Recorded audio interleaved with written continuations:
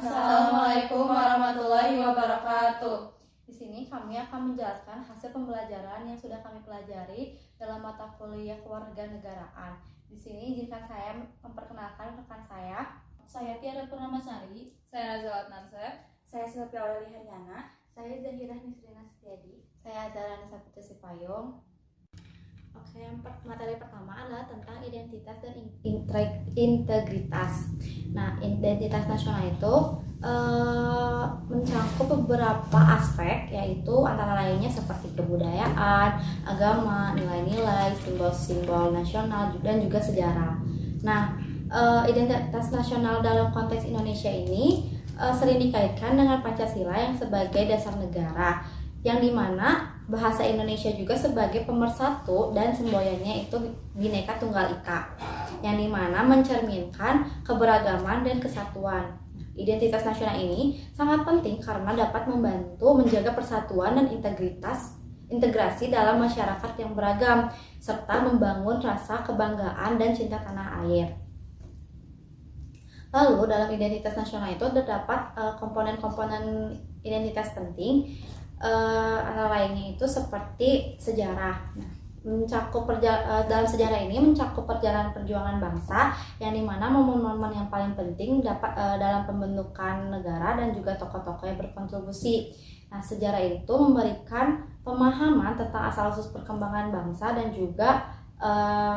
juga rasa membangun kebanggaan nasional. Lalu yang kedua adalah kebudayaan. Dari kebudayaan itu manifestasi dari cara berpikir, bertindak yang diwariskan dari ke generasi ke generasi, yang mencerminkan nilai-nilai dan juga norma yang dianut oleh suatu bangsa. Dalam budaya tersendiri itu terdapat mencakup tradisi, tari, musik, dan juga kesenian. Lalu selanjutnya ada bahasa. Bahasa ini tuh sebagai pemersatu bangsa, yang dimana di kalangan suatu bangsa itu terdapat keberagaman suku dan juga bahasa daerah, yang dimana juga mereka tuh berkontribusi dalam membentuk pemersatuan bangsa Indonesia dalam identitas nasional. Lalu yang terakhir adalah agama. Agama itu memiliki peran penting dalam pembentukan moral dan juga nilai-nilai yang dianut oleh masyarakat suatu bangsa. Indonesia mempunyai keberagaman agama, antara lain itu seperti agama Kristen, Katolik, Konghucu, Buddha, Hindu, dan juga Islam, yang dimana toleransi beragama ini tuh yang diajarkan dalam Pancasila, terutama pada sila pertama yang berbunyi ketuhanan yang Maha Esa, yang menegaskan bahwa agama menjadi bagian integritas dari kehidupan bangsa yang memperkuat harmoni sosial dan juga spiritual masyarakat. Selanjutnya itu adalah pentingnya identitas sosial. Yang pertama itu adalah memperkuat persatuan di tengah keberagaman. Seperti yang ada sekarang, keberagaman di kita tuh banyak. Tetapi kalau misalnya kita mempunyai identitas sosial yang kuat, kita tuh tidak akan terbawa oleh budaya-budaya lain. Selanjutnya itu menjaga solidaritas nasional, lalu meningkatkan kesadaran kebangsaan, lalu menjaga stabilitas politik, dan yang terakhir adalah landasan untuk membangun perkembangan nasional. Selanjutnya itu adalah identitas nasional. Jadi identitas nasional itu memegang peran krusial dalam membangun rasa kebangsaan dan solidaritas dalam negara multikultural seperti Indonesia. Dan ada juga faktor-faktor yang membentuk identitas sosial. Yang pertama itu adalah Pancasila, Undang-Undang Dasar 1945, sejarah perjuangan bangsa. Selanjutnya itu adalah kebudayaan dan bahasa Indonesia, dan yang terakhir itu adalah agama dan nilai-nilai spiritual. Jadi faktor-faktor ini tuh semuanya itu saling mendukung satu sama lain dalam membentuk identitas nasional yang kuat. Oke, jadi materi selanjutnya itu adalah hak dan kewajiban. Yang pertama itu adalah hak. Jadi hak itu, kita itu mempunyai hak dari kita dalam kandungan sampai kita meninggal. Jadi hak itu dimiliki oleh individu sebagai anggota resmi atau negara yang diberikan oleh hukum dan konstitusi. Ini menjamin berbagai aspek kebebasan individu sampai dengan partisipasi dalam pemerintahan. Contohnya itu kalau kebebasan individu, yaitu kita kebebasan berpendapat, berekspresi, Dan kalau misalnya partisipasi dalam pemerintahan itu kita itu berhak untuk memilih pemerintah dan kita juga berhak untuk dipilih. Untuk yang pertama itu adalah hak atas kebebasan. Jadi hak ini itu hak yang tidak mewajibkan pihak lain, melainkan memberikan kebebasan atau izin kepada pemegang hak itu sendiri. Contohnya itu seperti hak untuk berpendapat, hak untuk memeluk agama, dan hak itu juga merupakan bagian dari hak asasi manusia yang melekat pada diri manusia secara kodrati. Contohnya itu ada juga dalam pasal 28E ayat 3 Undang-Undang Dasar 1945, yaitu setiap orang berhak untuk berserikat, berkumpul, dan mengeluarkan pendapat. Selanjutnya ada hak perlindungan hukum. Jadi setiap warga negara itu berhak mendapatkan perlindungan adil di bawah hukum, jadi sama setara gitu.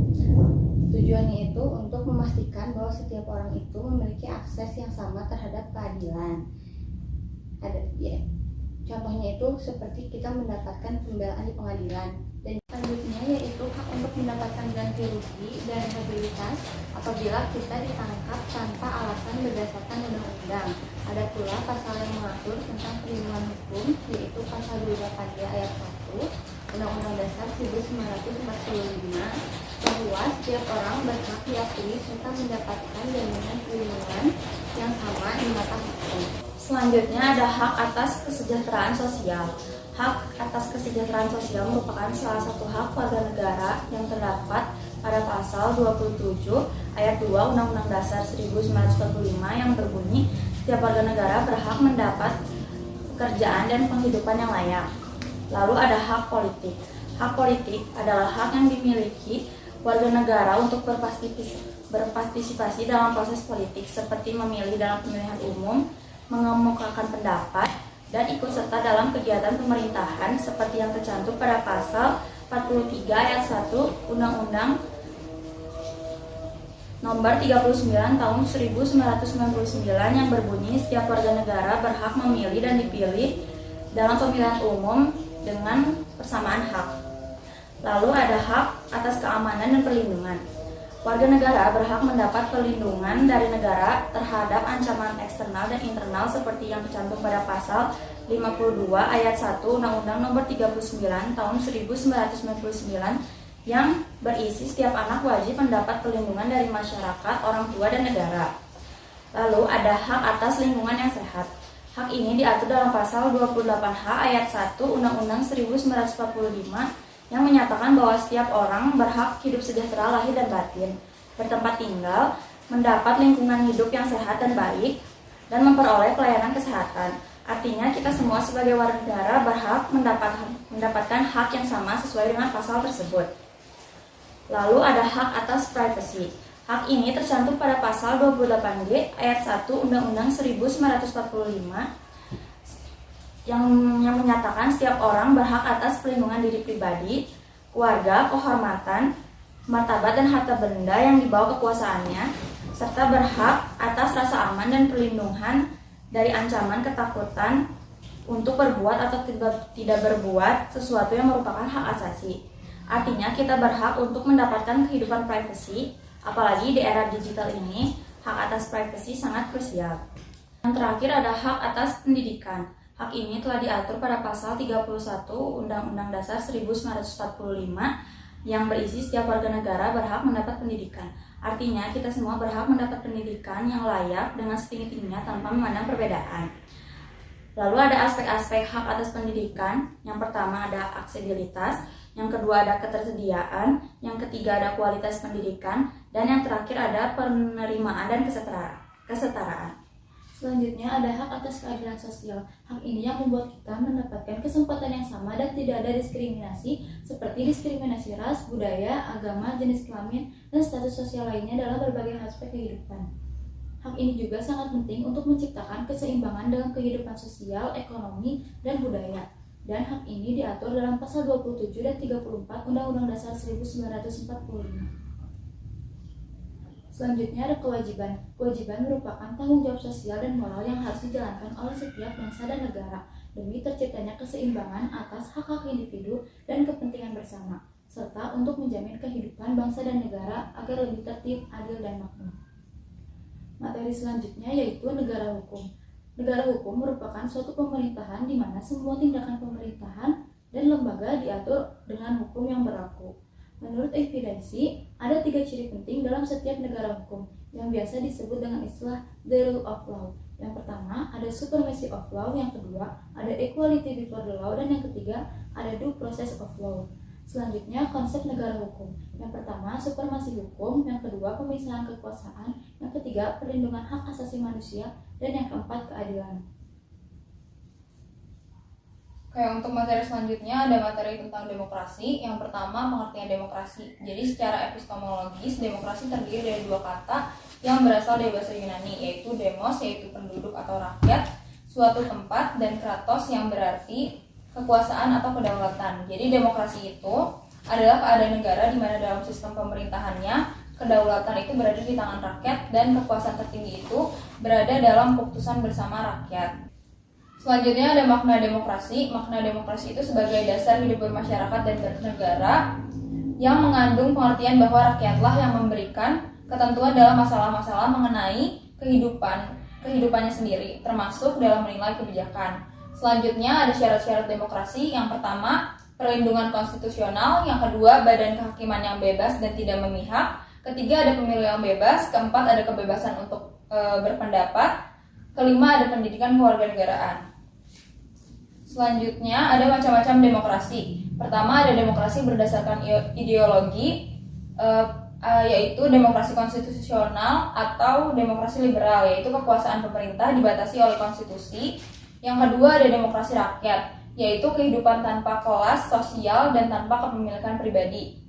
Selanjutnya ada demokrasi berdasarkan cara penyaluran kehendak rakyat. Yang pertama ada demokrasi langsung, yaitu rakyat secara langsung mengemukakan kehendaknya dalam rapat yang dihadiri oleh seluruh rakyat. Kedua, ada demokrasi perwakilan, yaitu rakyat menyalurkan kehendak dengan memilih wakil-wakilnya untuk duduk dalam lembaga perwakilan atau parlemen. Yang ketiga, ada demokrasi perwakilan sistem referendum, yaitu ini tuh gabungan antara demokrasi langsung dan demokrasi perwakilan.